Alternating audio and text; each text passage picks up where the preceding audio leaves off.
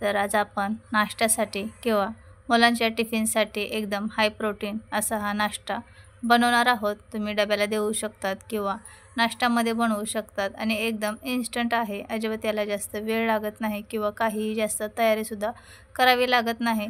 तर चला लगेच रेसिपी बनवायला सुरुवात करूया। तर आज आपण मसूर डाळीचे डोसे बनवणार आहोत आणि हे डोसे बनवायला खूप सोपे आहेत। तर आपण याच्या अगोदर बऱ्याच वेगवेगळ्या प्रकारचे डोसे बनवलेले आहेत। आज आपण बनवतोय लाल मसूरचे डोसे। त्यासाठी सगळ्यात अगोदर 1 वाटी लाल मसूरची डाळ आपण 1 तास अगोदर भिजत टाकायची। तर डाळ लगेच भिजते। वेळ नसेल तर गरम पाण्यात 10 मिनिट भिजायला टाकले तरीसुद्धा लगेच ही डाळ भिजून होते। तर आता याच्यामधलं आपण सर्व पाणी काढून टाकूया। तर डाळ चांगली भिजलेली आहे, लगेचच तुटली जाते। तर वाटताना जास्त पाणी टाकायचं नाही कारण डाळ भिजलेली आहे। आता आपण याच्यामध्ये 2 हिरव्या मिरच्या टाकून घेणार आहोत। तर सगळ्यात अगोदर मिक्सरच्या भांड्यात मी अर्धी डाळ मिक्सरच्या भांड्यात टाकून घेतली। त्यामध्ये या 2 हिरव्या मिरच्या टाकून घेते आणि थोडेसे जिरे टाकायचे। तर तुम्हाला तिखट किती आवडतं त्यानुसार तुम्ही मिरची आणखीन वाढवू शकता किंवा कमीसुद्धा करू शकतात। आता इथे मी 1 छोटी वाटी रवा घेतला आहे। तर अर्धा रवा आपण याच्यामध्ये टाकूया आणि राहिलेली जी डाळ आहे ती वाटताना त्यामध्ये बाकीचा रवा टाकून घेऊया। याच्यामध्ये थोडंसं पाणी टाकून घेऊया। तर रव्यामुळे छान याला बाइंडिंग येते आणि क्रिस्पी असे डोसे बनतात। जर तुम्हाला क्रिस्पी बनवायचे तसेसुद्धा बनवू शकतात किंवा तुम्हाला मऊ बनवायचे असतील तर मऊसुद्धा बनतात। दोन्ही प्रकारचे आपण हे डोसे बनवू शकतो। तर मी तुम्हाला पुढे सांगेनच क्रिस्पी कसे बनवायचे आणि मऊ सॉफ्ट एकदम डोसे कसे बनवायचे। तर आपण हे मिश्रण वाटून घेतले। तर पाणी एकदम जास्त टाकायचं नाही। डाळ जर चांगली 1 तास भिजवून घेतली तर थोडंच पाणी टाकायचे लागेल तसं। तर राहिलेले सुद्धा आता मिक्सरच्या भांड्यात मी सर्व डाळ टाकून घेतली आहे आणि राहिलेला रवासुद्धा टाकून घ्यायचा आहे। थोडंसं पाणी टाकूया आणि आता हे सुद्धा वाटून घेऊया। तर एकदम मस्त असं हे वाटण आपलं वाटून झालेलं आहे। तर मिश्रण एकदम परफेक्ट तयार आहे। तर आता हे मिश्रण घट्ट वाटते तर याच्यामध्ये आपण थोडं पाणी ॲडजस्ट करून याची कन्सिस्टन्सी ॲडजस्ट करून घेऊया। तर मिश्रण खूप घट्ट वाटते तर थोडं याच्यात पाणी टाकून घेतले। आता परत एकदा हे सर्व मिक्स करून घेऊया। एकदम पाणी टाकलं तर हे मिश्रण खूप पातळ होईल आणि मग डोसे व्यवस्थित बनणार नाही। तर आणखीन थोडंसं टाकूया। जर समजा तुमच्याकडून हे मिश्रण पातळ झालंच तर याच्यामध्ये 1-2 चमचे तांदळाचे पीठ टाकू शकतात। तर एकदम परफेक्ट असं आपलं मिश्रण तयार झालेलं आहे। आता याच्यामध्ये आपण चवीनुसार मीठ टाकून घेऊया। बारीक चिरून घेतलेली भरपूर सारी कोथिंबीर टाकायची आहे।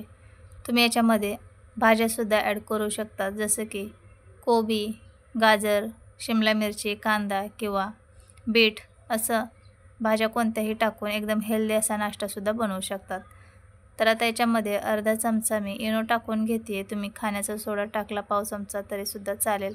आता हे सर्व चांगलं मिक्स करून घेऊया आणि मिश्रण व्यवस्थित एकजीव होईपर्यंत पटकन मिक्स करून घ्यायचे आणि लगेचच याचे डोसे बनवून घ्यायचे। तर हे पहा एकदम परफेक्ट असं आपलं मिश्रण तयार झालेलं आहे। आपण याच्यामध्ये रवा टाकलेला आहे।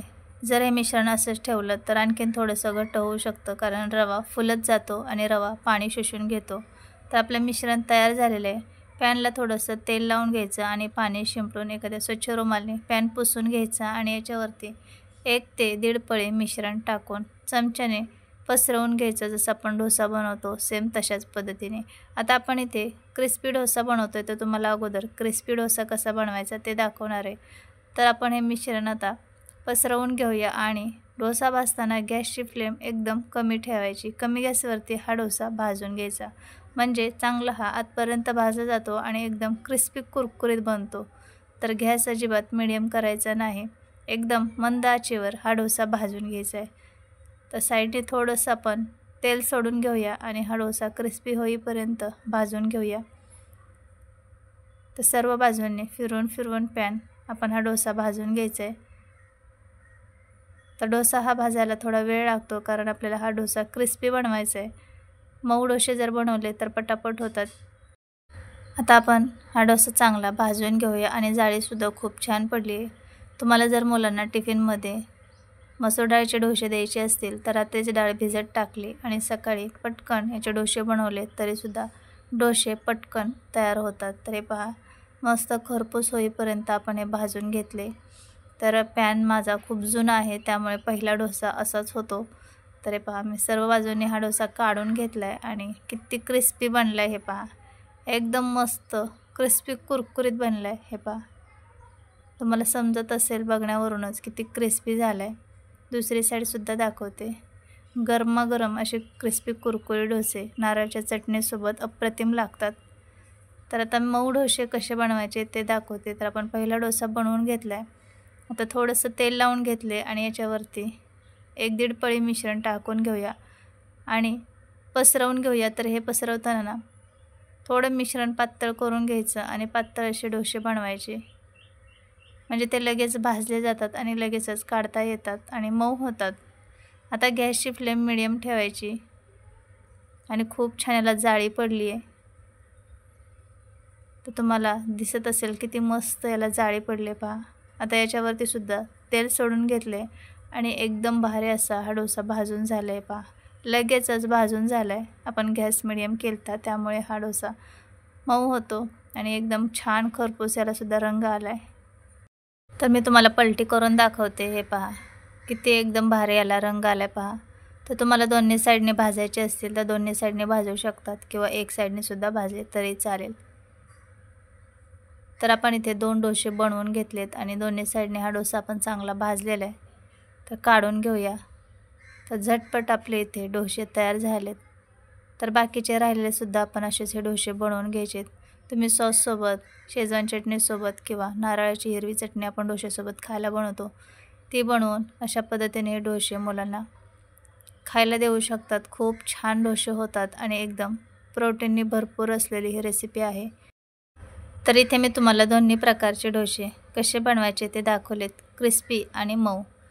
तर अशा पद्धतीने आपण बाकीचे सुद्धा डोसे बनवून घेऊया. तुम्ही जर केव्हा लाल मसूरपासून डोसे बनवले नसतील तर नक्की बनवून पहा. तुम्हाला फक्त लाल मसूर डाळीपासून जर डोसे आवडत नसेल तर त्यामध्ये थोडेसे तांदूळ टाकले तरीसुद्धा चालेल. तर अशा पद्धतीने एकदम झटपट आपले इथे डोसे बनवून तयार आहेत.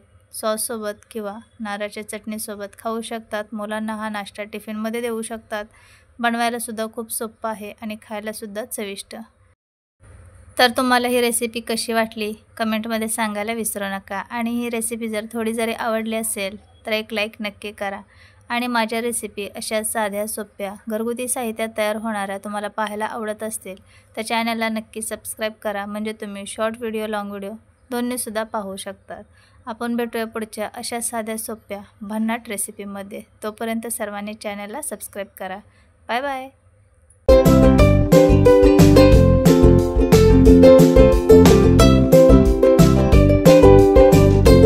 हाय सर्वांना, स्वागत आहे तुमचं ॲक्टिव्ह पूजामध्ये. मी पूजा. आज बनवूया मऊ लुसलुशीत कांदे पोहे. आता तुम्ही म्हणाल पोहे सर्वांनाच बनवता येतात. हो, पोहे सर्वांनाच बनवता येतात, पण बरेच वेळेस असं होतं की पोहे कडक होतात, वातळ होतात. तर चला बनवायला सुरुवात करूया. एकदम मऊ लुसलुशीत कसे पोहे बनवायचे ते पाहूया. सगळ्यात अगोदर पोहे स्वच्छ साफ करून धुवून घ्यायचे आणि त्याच्यामध्ये थोडंसं पाणी शिल्लक ठेवायचं, म्हणजे काय होतं की पोहे चांगले मऊ लुसलुशीत भिजले जातात. बरेच वेळेस आपण काय करतो की पाणी सर्व निथळून काढतो, मग पोहे अगदीच कोरडे सुटसुटीत मोकळे असे होतात. त्यामुळे ना थोडंसं 1 ते 2 चमचे एवढं पाणी त्याच्यात शिल्लक ठेवायचे आणि धुवून झाले की लगेच पोहे पातेल्यामध्ये किंवा चाळणीत वरखाली करून घ्यायचे, व्यवस्थित हलवून घ्यायचे, म्हणजे ना ते एकसारखे चांगले भिजले जातात, म्हणजे पोहे मऊ लुसलुशीत बनतात. आणि नेहमी पोहे बनवायचे असतील ना त्यावेळेस सगळ्यात अगोदर पोहे धुवून घ्यायचे, म्हणजे कांदा वगैरे कापेपर्यंत पोहे चांगले भिजले जातात. आता कढईमध्ये 2 पळी तेल टाकून घ्यायचं आणि त्यामध्ये शेंगदाणे लालसर होईपर्यंत तळून घ्यायचे. बरेच जणांना पोह्यामध्ये, उपम्यामध्ये शेंगदाणे आवडतात, तर कोणाकोणाला नाही आवडत. ज्यांना आवडत नसतील त्यांनी नाही टाकले तरी चालेल. तर इथे मी लालसर होईपर्यंत शेंगदाणे छान खमंग भाजून घेतलेत. कच्चे राहू द्यायचे नाही, चांगले खमंग भाजून घ्यायचे, म्हणजे खाताना खूप छान लागतात. शेंगदाणे भाजून झाल्यानंतर त्याच तेलामध्ये 1 छोटा चमचा मोहरी टाकायची. मोहरी छान फुटू द्यायची. मोहरी चांगली तडतडली की मग याच्यामध्ये पाव चमचा जिरे टाकायचे. तर जिरेसुद्धा चांगले फुलले की मग याच्यामध्ये मोठे 2 कांदे बारीक चिरून टाकायचे. तर बारीक चिरून घेतलेला कांदा टाकून घेऊया आणि कांदा टाकल्यानंतर मग कढीपत्ता टाकून घ्यायचा. काय होतं की तेलात डायरेक्टली कढीपत्ता टाकला तर खूप तेल उडतं हातावरती, त्यामुळे कांदा अगोदर टाकायचा आणि नंतर कढीपत्ता टाकायचा, म्हणजे हातावरती तेलसुद्धा उडत नाही. आता कांदा लालसर होईपर्यंत चांगला भाजून घेऊया. आणि कांदासुद्धा भाजताना ना खूप लालसर होईपर्यंत, सर्व कांद्यातला कस निघून जाईपर्यंत कांदा भाजून घ्यायचा नाही, तर कांदा हलका फुलका भाजून घ्यायचा. आता कांदा थोडासा भाजून झाला, याच्यामध्ये हिरवी मिरची टाकून घेऊया आणि ते सुद्धा कांद्यासोबत परतवून घेऊया. तर तुम्हाला किती तिखट आवडतं त्यानुसार हिरवी मिरची टाकून घ्यायची. मी ते 4 हिरवी मिरची कट करून टाकलेत मोठ्या तुकड्यांमध्ये. कांदा खूप जास्त भाजला ना तर पोहे खूप कोरडे बनतात, त्यामुळे पोहे मऊ लुसलुशीत बनवायचे असतील तर कांदा हलका फुलका गुलाबी रंगावरती भाजून घ्यायचा. चवीनुसार मीठ टाकून घेतले. आता परत एकदा हे सर्व चांगलं मिक्स करून घेऊया. तर पोहे बनवायला तर खूप सोपे आहेत, पण काय असतं की छोट्या छोट्या ज्या गोष्टी आहेत ना त्या व्यवस्थित केल्या तर अप्रतिम अशा भाज्या, नाश्ता सर्वच पदार्थ छान होतात. तर थोड्या वेळासाठी इथे छान मी कांदा गुलाबी रंगावरती भाजून घेतले. पहा, खूप एकदम लाल होईपर्यंत भाजून घेतलेला नाही आहे, असाच कांदा भाजून घ्यायचा. बघा पोहे किती छान बनतात. पाव चमचा हळद टाकून घेऊया आणि तळून घेतलेले शेंगदाणेसुद्धा हळद मिठामध्ये या फोडणीमध्ये चांगले परतवून घ्यायचे. तर मस्त इथे आपलं हे सर्व साहित्य भाजून झाले. आता याच्यामध्ये पोहे टाकून घेऊया धुवून घेतलेले. तर पोहे टाकण्या अगोदर हाताने व्यवस्थित मोकळे करून घ्यायचे आणि नंतर पोहे टाकून घ्यायचे. जेवढे पोहे चांगले भिजलेले असणार तेवढेच मस्त मऊ लुसलुशीत पोहे बनणार आहेत. आता हे सर्व चांगलं एकजीव होईपर्यंत मिक्स करून घेऊया. तर हलक्या हाताने साईडनी व्यवस्थित त्याला परतवून घ्यायचे, हलवून घ्यायचे. सर्व पोहे एकसारखे दिसेपर्यंत छान हे मिक्स करत राहायचे आणि अधूनमधून असं उलटण्याने जास्त जर मिक्स करत राहिलं तर पोहे तुटण्याची शक्यता असते, त्यामुळे साईडने असे पोहे मिक्स करायचे, म्हणजे ते तुटत नाहीत. आता पोह्यांमध्ये चिमूटभर साखर टाकून घेऊया आणि मिक्स करूया. साखर टाकल्यामुळे काय होतं की पोह्यांची चव डबल होते. खूप छान पोहे लागतात. नक्की एकदा करून पहा. आता परत एकदा हे सर्व चांगलं मिक्स करून घेऊया आणि याच्यावरती झाकण ठेवायचं आणि कमी गॅसवरती एक वाफ काढून घ्यायची, अगदी थोड्या वेळासाठी, 1 मिनिटभरासाठी. तर पोह्यांवरती झाकण ठेवून एक वाफ काढून घेतली, ते दाखवायचं राहून गेलं. आता याच्यामध्ये बारीक चिरून घेतलेली कोथिंबीर टाकूया आणि परत एकदा हे मिक्स करूया. तर खूप वेळ हे असं परतत राहायचं नाही, त्यामुळे काय होतं की पोहेसुद्धा तुटतात आणि कडक होतात. एकदा वाफ देऊन घेतली की गॅस बंद करून घ्यायचा आणि पोह्यावरती झाकण ठेवायचं. एकदम भातासारखे मऊ लुसलुशीत हे पोहे बनतात. तुम्ही अशा पद्धतीने करून पहा. तर एकदम मस्त झटपट आपले ते पोहे बनवून तयार आहेत. जे कोणी पोहे खाणार नाहीत ना ते सुद्धा आवडीने पोहे खातील, एवढे भारी हे पोहे होतात. तर हे पहा किती भारी हे पोहे झालेत. आणि पोहे बनवून तयार झाले की लगेचच गॅस बंद करायचा आणि लगेच पोहे खाऊन घ्यायचे. गरमागरमच कांदे पोहे खायला खूप छान लागतात, सोबतच चहा. तर याच्यावरती कांदा, बारीक शेव आणि लिंबू टाकून हे पोहे मस्त एन्जॉय करा. एवढे भारी हे पोहे लागतात ना, तुम्ही एकदा नक्की अशी करून पहा. तर याच्यावरती मी कांदा टाकून घेतला आहे, बारीक शेव आणि लिंबू पिळून घेणार आहे आणि सोबतच कडक चहा. आहे की नाही एकदम मस्त नाश्ता, साधा सोपा तेवढाच भन्नाट चवीचा. तर कशी वाटली तुम्हाला ही साधी सोपी रेसिपी नक्की कमेंटमध्ये सांगा. माझ्या रेसिपी पाहायला आवडत असतील तर चॅनलला सबस्क्राईब, लाईक, कमेंट, शेअर करा. त्यामुळे तुम्हाला शॉर्ट व्हिडिओ आणि लाँग व्हिडिओ दोन्हीही पाहता येतील. याच्या अगोदरसुद्धा आपण भरपूर साऱ्या वेगवेगळ्या रेसिपी आपल्या चॅनलवरती अपलोड केलेल्या आहेत. पाहिल्या नसतील तर ॲक्टिव्ह पूजा सर्च करून पाहू शकतात. आपण भेटूया पुढच्या अशा साध्या सोप्या भन्नाट रेसिपीमध्ये. Bye bye.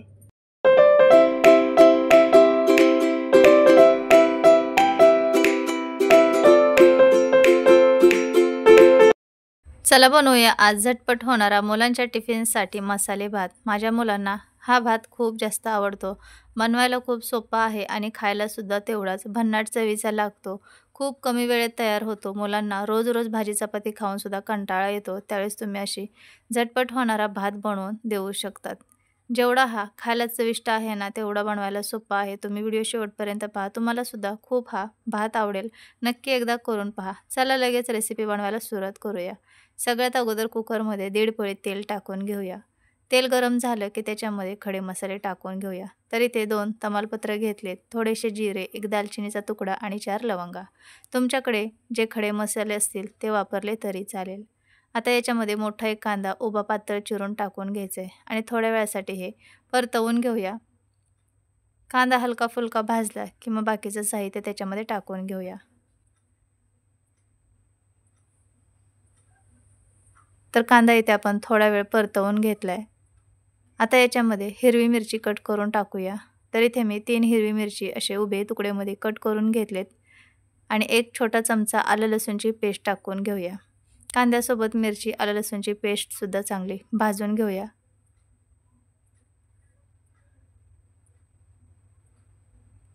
थोड्या वेळासाठी हे सगळं चांगलं परतवून घेतले आणि कांदासुद्धा चांगला भाजलेला आहे.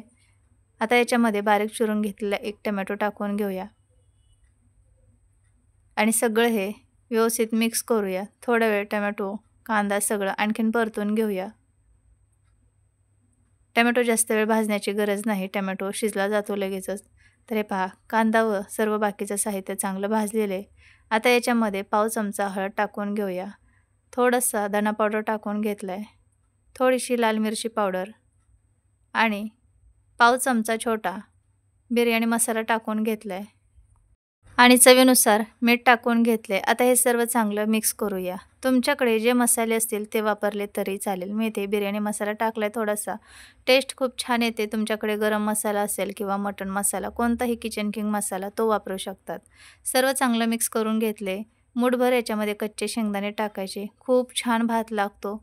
शेंगदाणे शिजले की खायला खूप छान लागतात. नक्की आवर्जून एकदा टाकून पहा भातामध्ये.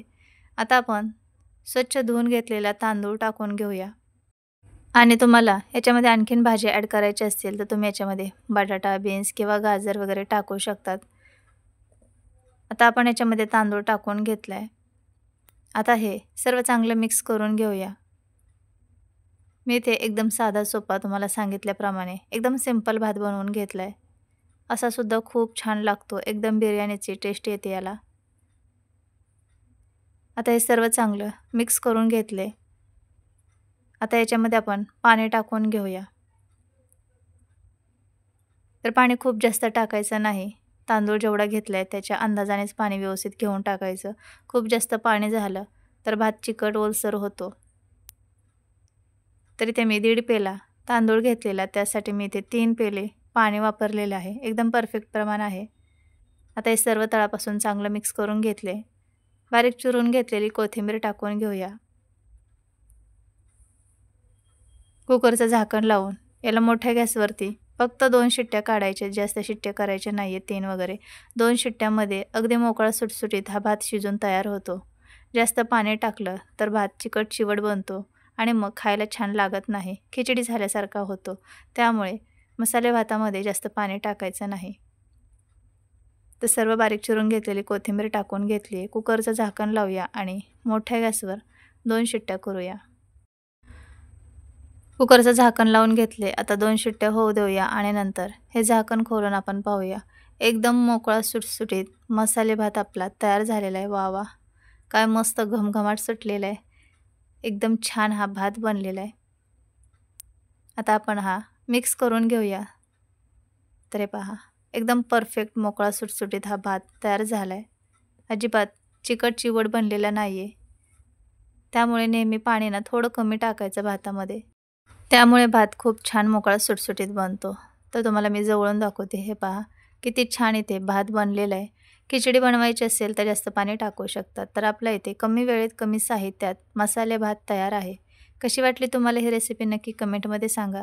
याच्या अगोदरसुद्धा आपण भरपूर साऱ्या रेसिपी टिफिनच्या, नाश्त्याच्या शेअर केलेल्या आहेत. ॲक्टिव्ह पूजा सर्च करून पाहिलं तर तुम्हाला अनेक रेसिपी पाहायला मिळतील.